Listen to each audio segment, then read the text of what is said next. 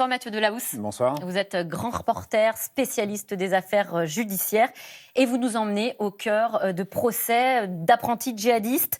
Vous avez passé des mois et des mois à les écouter et vous en avez fait un livre. Le voici, La Chambre des coupables. C'est aux éditions Fayard. Il vient tout juste de paraître sous-titré « La justice face aux djihadistes français ». Vous avez sélectionné 10 histoires absolument incroyables, qui se lisent comme un roman. Des vies souvent banales, qui basculent de manière totalement surréaliste dans l'horreur. D'abord, Mathieu Delahousse, quel est le profil de ces gens qui sont jugés ? Moi, ça a été ma surprise, parce que c'est des profils qu'en fait, on connaît tous de façon floue. On sait que ce sont des jeunes gens, qu'ils ont 26 ans en moyenne, qu'ils sont issus de la France. Ce ne sont pas des gens qui sont venus de l'étranger.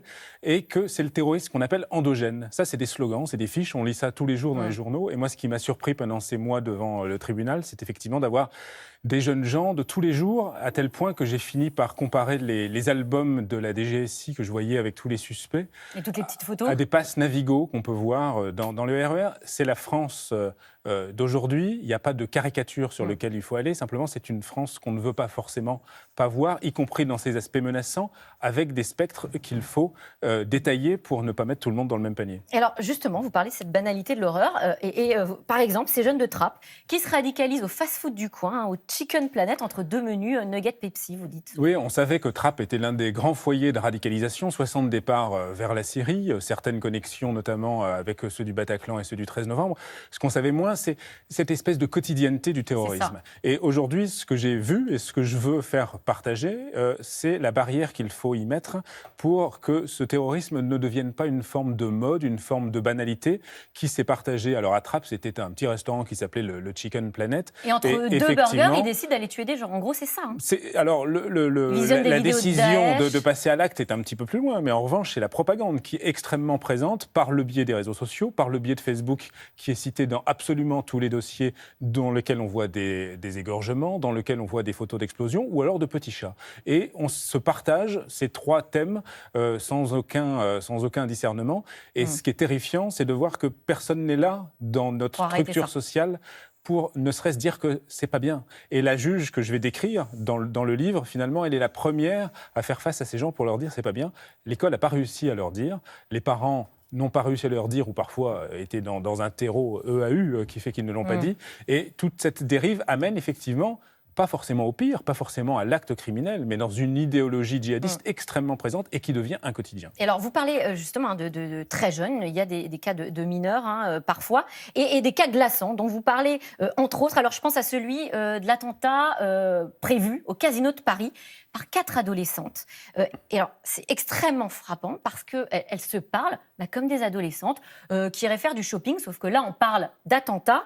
Et voilà le message qui a été intercepté. Vous allez nous le dire. C'est un attentat qui effectivement était programmé au Casino de Paris après le Bataclan, avec la volonté de très jeunes femmes, parce qu'il y a 3 mineurs et une jeune femme qui à l'époque a 19 ans. Et ils s'échangent des messages qui vont être surpris par les services secrets, par la DGSI. On pense toujours que ce sont des messages guerriers. Celui-ci dit simplement « Ma belle, on compte sur toi, j'ai juste une question, tu veux te faire tuer en kamikaze ou tu veux juste tirer ?»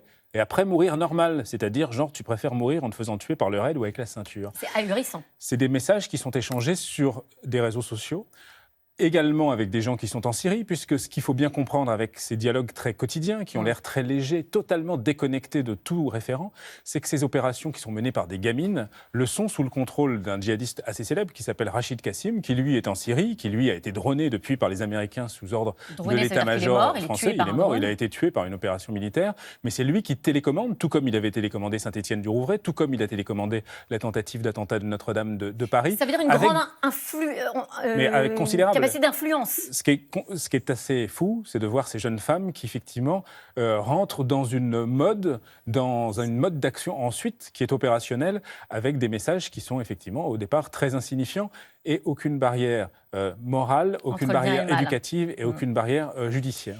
Certains cas semblent quand même plus lisible ou peut-être plus anticipable, plus transparent. Je pense à ce jeune homme dont vous parlez dans votre livre. Il s'appelle Vincent, lunettes rondes, air affable, converti à l'islam. Il va devenir fossoyeur en Syrie. Et il a ce cri du cœur au tribunal qui vous a bouleversé, je crois. C'est le djihadisme, on le sait, il y a 2300 Français à peu près qui sont dans les filières. On sait que ça a charrié des tas de gens fragiles, des tas de gens qui n'avaient aucun avenir, qui ne s'en voyaient aucun et qui sont partis faire en Syrie les pires exactions, ou alors des petits métiers, comme ce métier que je pensais, moi, du Moyen-Âge, fossoyeur. Et effectivement, je vois arriver un jeune converti qui est passé au djihad en quelques mois, qui vivait avec sa grand-mère en banlieue parisienne. La grand-mère, en plus, est plus ou moins rescapée de la résistance, et elle découvre les crimes contre l'humanité, puisque c'est ça qui s'est passé, dans la bouche de ce petit-fils qui a 19 ans, qui s'appelle Vincent, et qui, effectivement, lui raconte qu'il a enterré des dizaines de corps, et qui dit, moi, ce qui comptait pour moi, c'était de fuir ma vie. Les attentats, je voyais tout ça de loin, parce que c'était ma vie de merde. Et ça, c'est un message à la fois de détresse, et un message qui, en tant qu'observateur, parce que je suis souvent seul dans cette salle, moi, m'interpelle beaucoup. On a tous vécu avec le traumatisme du Bataclan, tous vécu avec le traumatisme du 13 novembre. On pense que c'est un tournant dans notre vie nationale. Et effectivement, il y a des jeunes gens qui sont là très intelligents, qui sont partis malgré tout faire le djihad et qui n'ont aucun souvenir, aucune connexion de cette mémoire collective qu'est la nôtre. Et moi, j'ai mesuré un par un le fossé entre nous et eux, nous restant dans la République et eux étant partis vers le djihad. Vous entendez tellement de discours, et souvent des discours de haine. Est-ce qu'on arrive à rester optimiste ou être impartial, ou c'est le total désarroi, le désespoir ou la haine? Il y a deux réponses. La première, c'est la bouffée de haine qui s'empare de tout individu normalement constitué, malgré tous les idéaux de justice et de république qu'on peut avoir en entrant dans ces salles. On fait face non pas à des dossiers d'attentats déjoués qui d'habitude font 2 lignes de communiqué du ministère de l'Intérieur, mais face aux détails des histoires. Et face à ça, ce sont dans nos quartiers, ce sont nos villes, ce sont nos familles. Effectivement, il y a cette forme de dégoût et de désarroi. La deuxième chose, c'est qu'est-ce qu'on fait face à ces jeunes djihadistes? Alors, qu'est-ce qu'on fait? Est-ce qu'on cède à la colère? Est-ce qu'on emploie les mêmes armes qu'eux, qui sont les vengeances, les armes et la mise à mort? Ou est-ce qu'au contraire, on leur impose tout ce qu'ils détestent? La justice? La justice, l'équilibre des peines, l'écoute et une forme de main tendue. Après, il ne faut pas être naïf. La juge qui est décrite dans le livre et qui a mené la plupart de ces audiences, c'est une juge du quotidien. Elle était habituée à la délinquance des dealers, à la délinquance des voleurs, à la délinquance de la banlieue, comme on le dit de façon un petit peu rapide. Elle tend la main. Elle tend la main, elle demande à ces gens, est-ce que vous êtes radicalisés? Est-ce que vous voulez vous retrouver dans la République? C'est la difficulté de la déradicalisation, en tout cas de la parole de quelqu'un qui se dit déradicalisé. Comment le savoir? On parle de la takia, de la dissimulation. Comment est-ce qu'on démêle le vrai du faux? On ne le sait pas quand on est dans les grands principes, parce que ça, on ne peut pas faire des catégories de façon globale comme ça. En revanche, quand on a des individus en face de soi, les catégories se font assez rapidement. Il y en a quelques-uns. C'est pas la majorité, il est vrai, mais c'est peut-être à ceux-là qu'il faut tendre la main. On voit bien qu'ils ont été influencés, qui sont partis, qui regrettent et qui sont d'ailleurs engagés dans la déradicalisation avec une espèce de naïveté et de manipulation, autant qu'ils étaient dans le djihad. Mais en revanche, il y a ceux qui, les yeux dans les yeux, disent à la juge, vous savez, moi, quand je vais sortir, je veux la charia en France. Je veux la loi islamique. Ceux-là, je pense qu'il faut les considérer autrement. Je vous coupe, Mathieu Delahousse.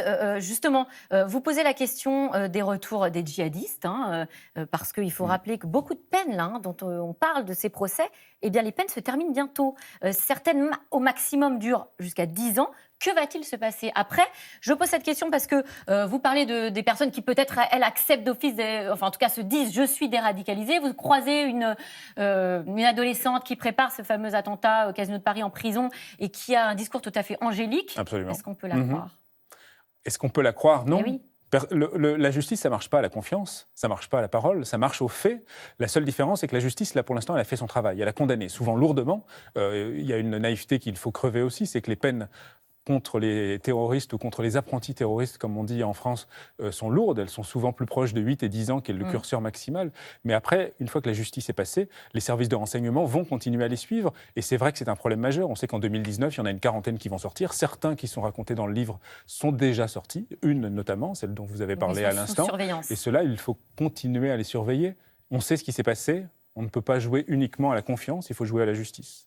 Eh bien, merci. Merci Mathieu Delahousse. Je rappelle le titre de votre ouvrage, La Chambre des coupables, sous-titré La justice face aux djihadistes français. Tout de suite, c'est dans l'air avec Caroline Roux qui revient sur la proposition de loi anti-casseurs. Est-ce la bonne solution pour lutter contre les violences dans les manifestations? Comment redéfinir le maintien de l'ordre en France en pleine crise des Gilets jaunes?